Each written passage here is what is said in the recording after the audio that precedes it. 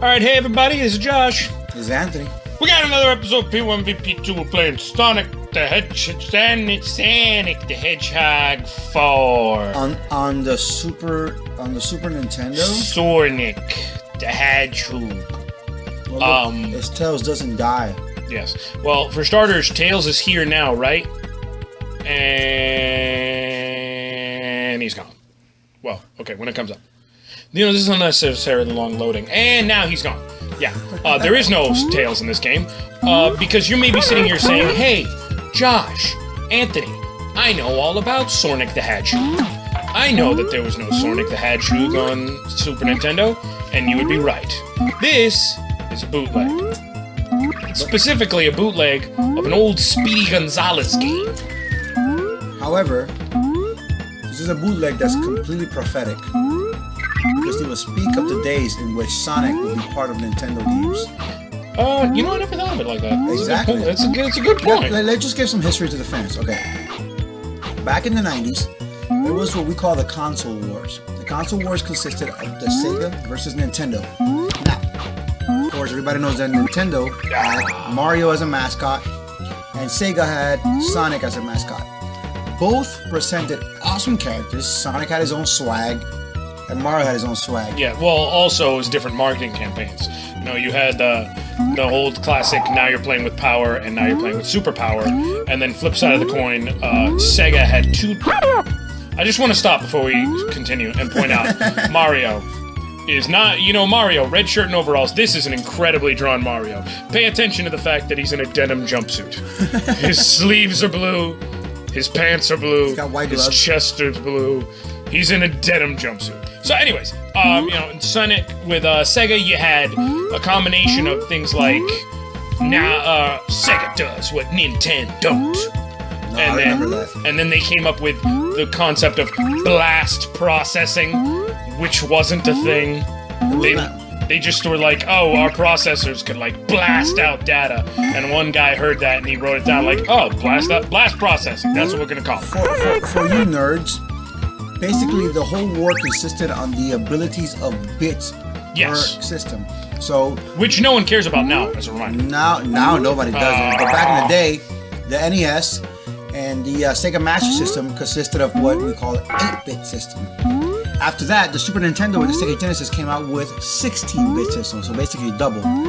And then afterwards, when the Sega Genesis came out with the Sega 32X and the Sega CD, I started saying that they had the capability of 64.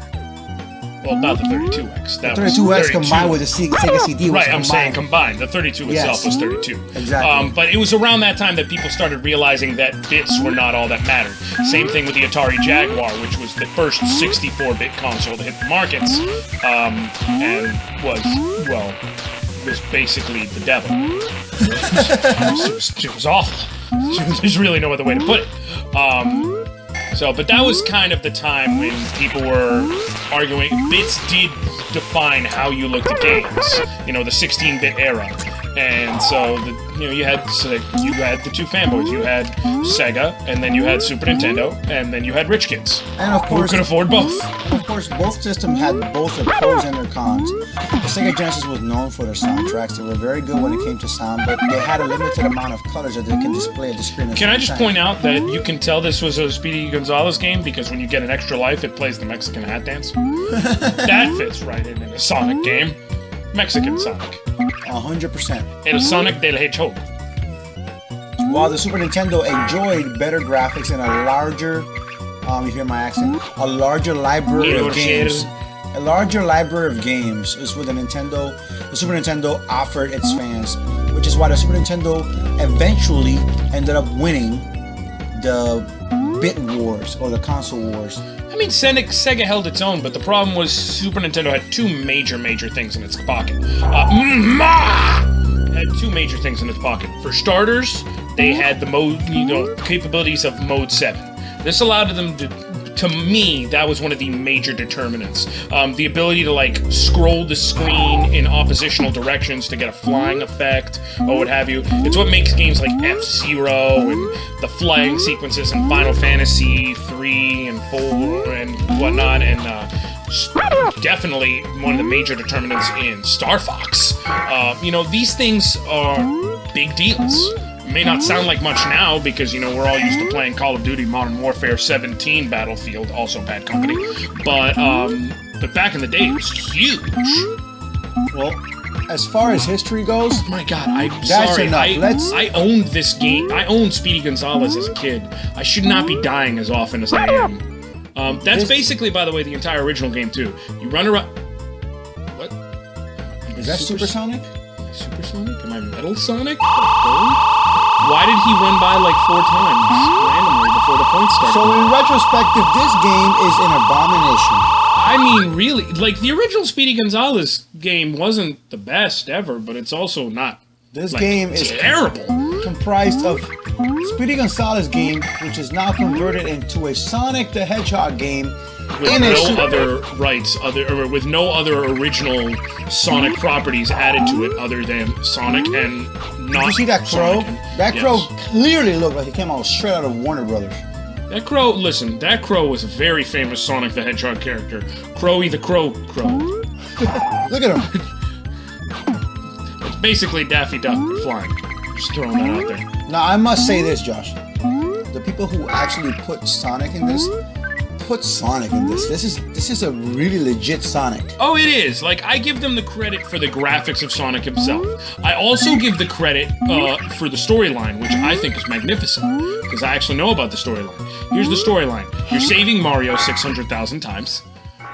It's 600,000 Marios, apparently, but I think they all form one Hive Mario. That's how math works. And then at the end, I'm telling you, here's the story. You ready for this? At the end, Sonic saves Mario, and now they're best friends forever, and nothing can keep them apart. Completely Sonic prophetic. loves Nintendo. Mario loves Sega. Best friends forever. Completely prophetic. I'm not kidding about that. That's literally the storyline. You can find this in the Bible. It's in Mark 13, 17, 11. And also 1 Corinthians chapter 3:14. Yes. Thou shalt not Mario, also Sonic. I was blown away when, for those of you that don't know, I'm going to give you some more history. The Sega Dreamcast was the final console that was presented by Sega. After that, the Sega Dreamcast was probably in the market for about a year? Yeah, it was dropped. Here's the problem with the Dreamcast. Dreamcast was actually an amazing system. Way ahead of his time. But it was improperly marketed and it was improperly presented, so they didn't have enough support and not enough people were buying it. But the system was vastly superior to its competitors. Pros and cons to the system. The first pro, of course, was the fact that it was internet capable.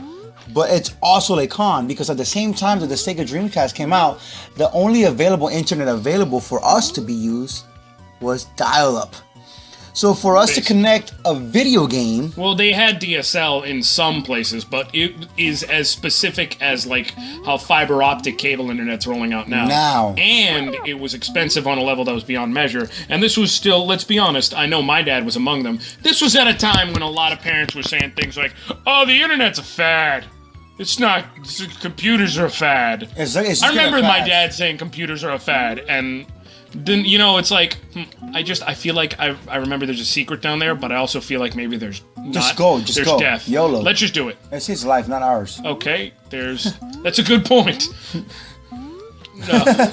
I want those rings. There's a Mario. I know there's a Mario. Why does he keep getting caught? Well, I don't know. Why there are 14 of them? Hurry! Okay, I'm hurrying. But it just keeps saying hurry forever. I'm pretty sure also that you have to collect all the Marios. Who would win in a race? Sonic or Speedy Gonzalez? The Flash. He's not in the race. He wins every race, though. But he's not in the race, though. Okay, that's a good point. Between Sonic and Speedy Gonzalez, Sonic's top speed has been established as however fast he needs to go. No. Speedy Gonzalez is just really fast. Sonic can go as fast as the speed of sound. Exactly. Well, obviously. Rolling around at the speed of sound. Right, so that he can't be as fast as he needs to go, because if he needs to go at the speed of light... Around at the speed of sound, good places to go. Okay, Josh, if you want to continue P1vP2, you gotta follow me. Stop singing. Set me free. This is just completely unnecessary. But I mean, it's Sonic, so... Just last for life. Not Titanic. But I mean, it's the thing. It's Sonic, so you know what you got to do when it's. Josh, you know what you got to do with Sonic.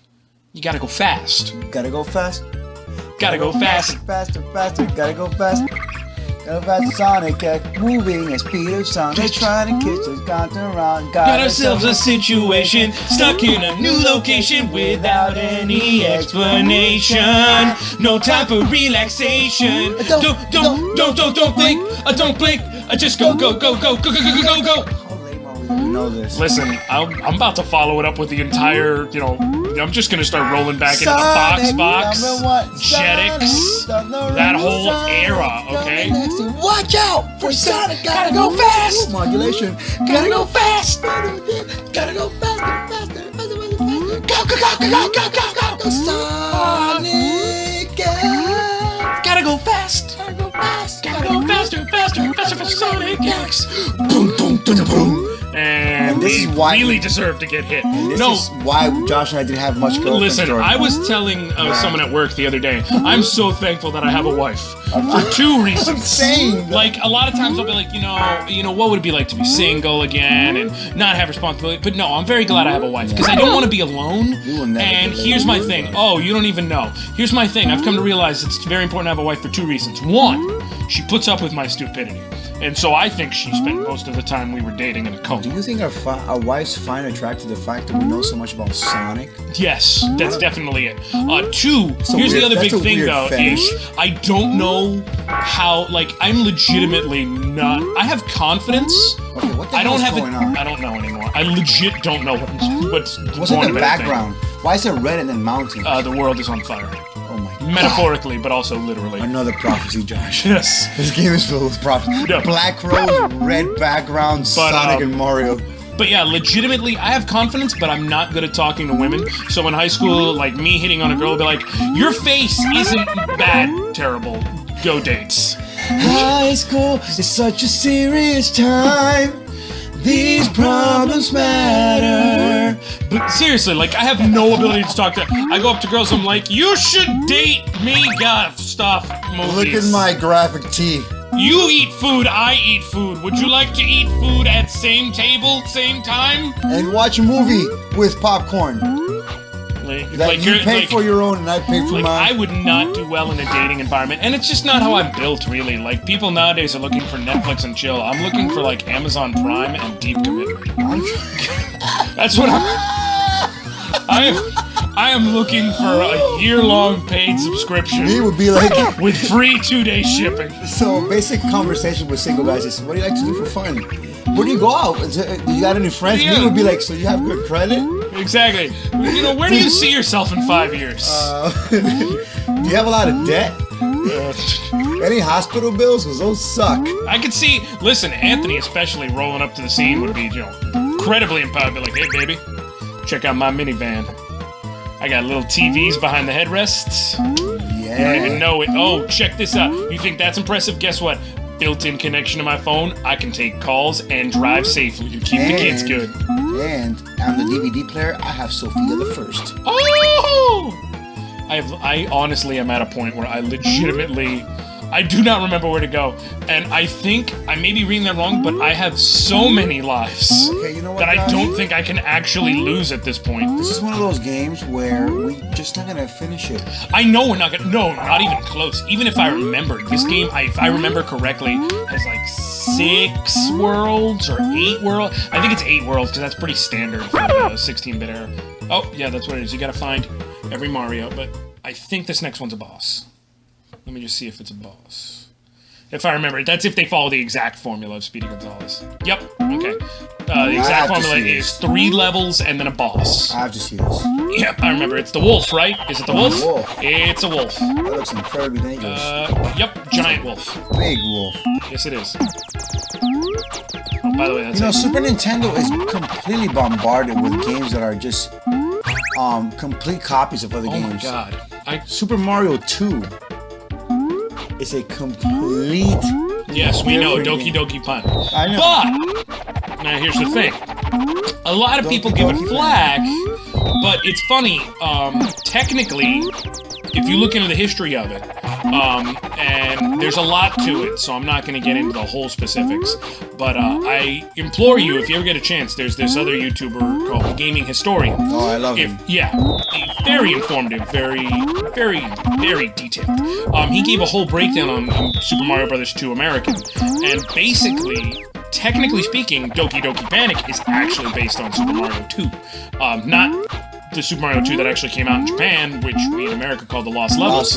But the original mock-up for Super Mario 2 involved a lot of vertical scrolling in levels, and involved having to solve challenges by picking up different objects from the ground and throwing them at enemies, using blocks and bombs and things like that, which, you know, is basically Super Mario 2.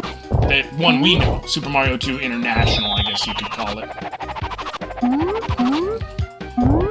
In case you can't tell, I will say this is an issue inherent in the original Speedy Gonzales. Boss fights are just absolutely riveting. This is ridiculous. Walk away, let him bounce around, hit some things from trees, jump on his head. Repeat that 7 times. This is bad. 7. And I died. Yeah, I'm not gonna try this boss, because I think I have like 27 lives. I can't even tell anymore what's going on. But yeah, we're pretty much at the end of this one. So basically what happens after you kill the boss is that he dies. Yeah. So you guys are welcome at your... You know, that's usually what happens. People die when they're killed. Not necessarily. What if he gets beat up really bad and presses charges? But you said when you killed the boss. What if he presses charges, Josh? Well, people who are dead usually don't press charges. That is one thing I forgot about the original game that they kept. So that's how they justified bosses having to take like 7 hits, is they kept whatever damage they've accrued up till that point every time you die. So he only has 1 hit left. So I guess I'll get that hit.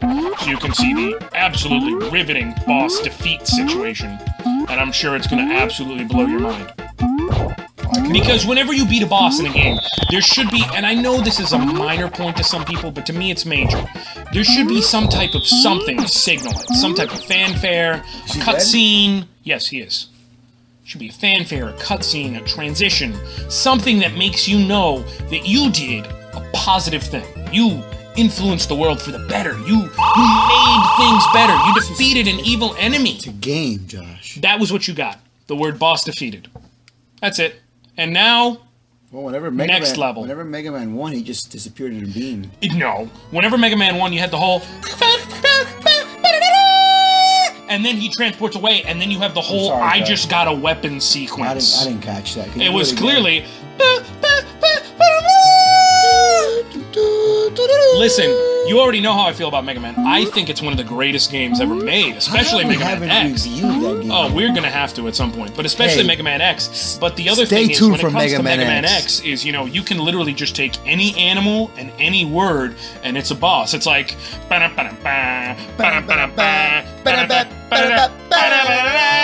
Tornado Moose. Seriously, tell me that doesn't sound like a Mega Man boss. Then you can't say that does not sound like a Mega Man boss. No, but Wheel Gator and Cyber Peacock totally do. I'm a jerk. Armored Armadillo. Come on now. Chilled Boomer Penguin. Kawanger. I get it. Kawanger is based off Kuwagata and the Japanese beetle name. You couldn't have come up with anything? Boomer Kawanger. You know there was a guy just sitting at his desk forever, like, all right, guys, I gotta put food on the table for my kids. Thank you. What do I name him? Thank you so much for tuning in my life to another P1vP2 episode. I'm Anthony. I'm Josh, and we're sorry this is incredibly long, but we had to teach you about the history of video games and Mega Man and whatever else. I don't even know anymore. Like, comment, subscribe. We'll see you next time.